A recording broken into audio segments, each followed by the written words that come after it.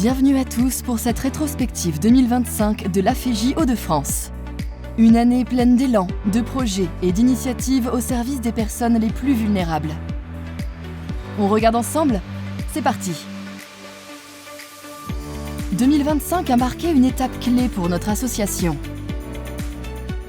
Une nouvelle organisation en 3 territoires et 6 filières métiers pour renforcer la coopération entre nos équipes et nos établissements. Cette année, l'intelligence artificielle a fait son entrée dans nos pratiques. Pas pour remplacer l'humain, mais pour libérer du temps et nous permettre d'accompagner encore mieux.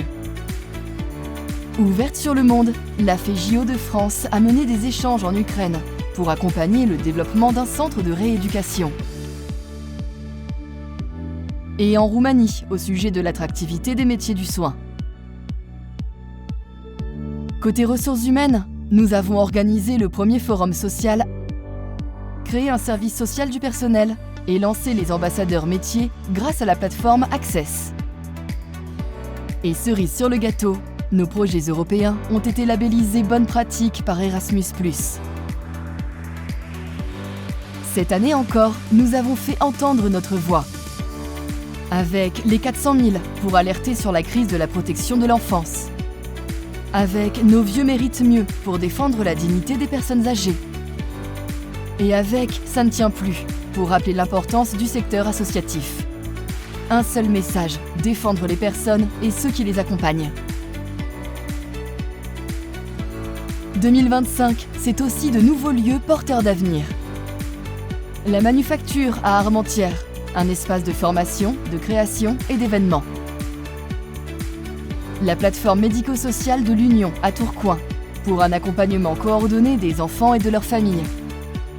Et l'habitat inclusif, la Joyeuse à Maubeuge, une résidence où autonomie et entraide rythment le quotidien.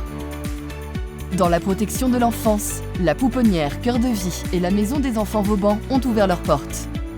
Sans oublier Altervie pour des accompagnements modulables et le Biscafé à Croix, un restaurant inclusif, chaleureux et ouvert à tous.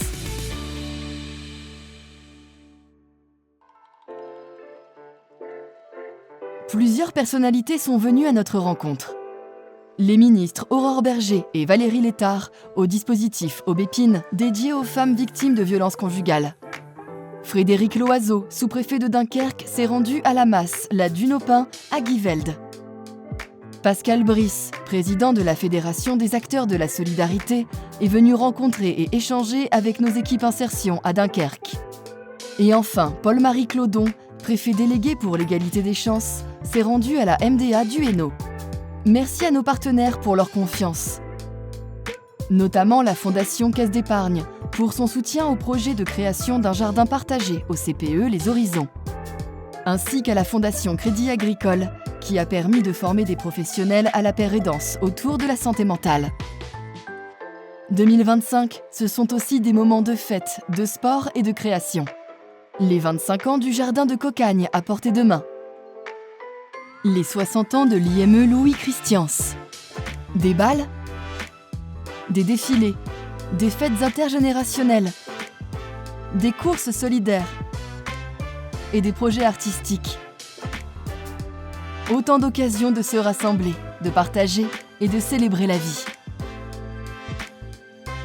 Nos équipes ont aussi fait avancer la réflexion. À la MDA du Hainaut, une rencontre sur le retrait scolaire anxieux. Et à l'IME Louis Christians, une conférence sur les troubles du spectre de l'autisme pour mieux comprendre et changer le regard.